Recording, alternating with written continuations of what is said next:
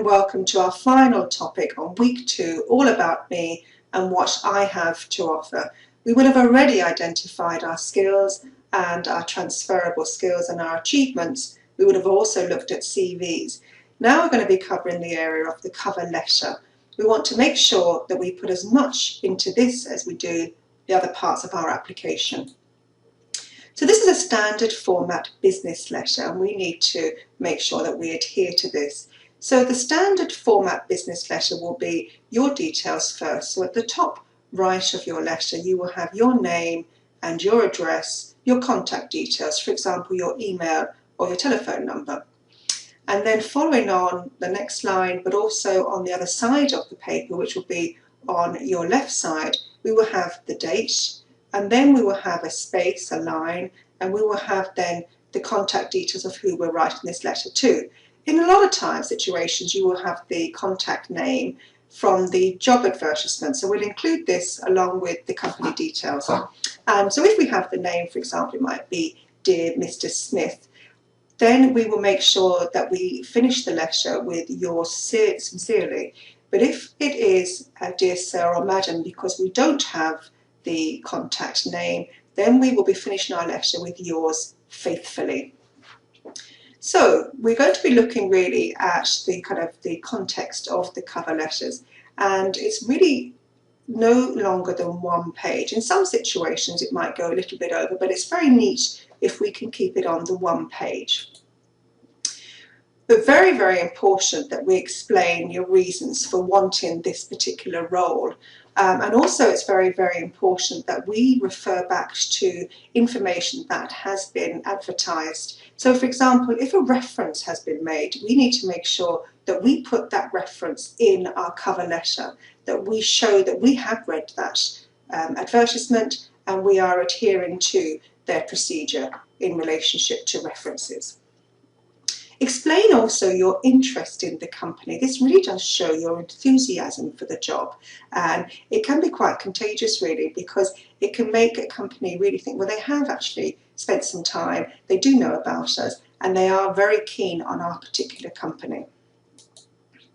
So we need to outline the reason for your letter in the first sentence. Why are you writing this letter? Why are you writing this letter to this person?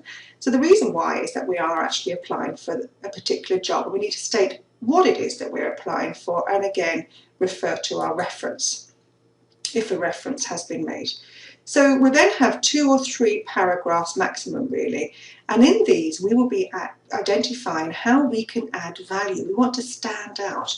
And by doing this, we'll be given examples of our particular skills and abilities as well, and our experiences. And this is where we are really, really selling ourselves. So we start off our first paragraph with our introductions, and then the meat of our letter is the 2 paragraphs in between, paragraph 2 and paragraph 3, where we really do explain who we are, what we are. We've matched the job description, so we've aligned our skills to that of the job description. We've done our homework basically, and in relation to the person's specification, we've identified our qualifications and our strengths. This is the characteristics of us, who we actually are, and we're matching those from what has been advertised to what we can actually offer. So don't forget how important the cover letter is when we are applying for a job. This is a document that is read by people as well as your CV as well, so we want to make sure that we get very used to compiling these. So a summary really on this week's session has been on identifying strengths and transferable skills.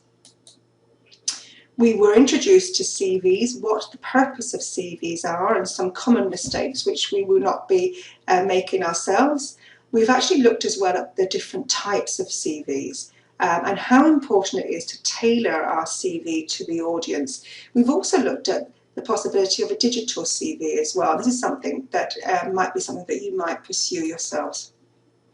And finally, we have identified the importance of cover letters and how to actually format a cover letter as well. So this week then, our action plan.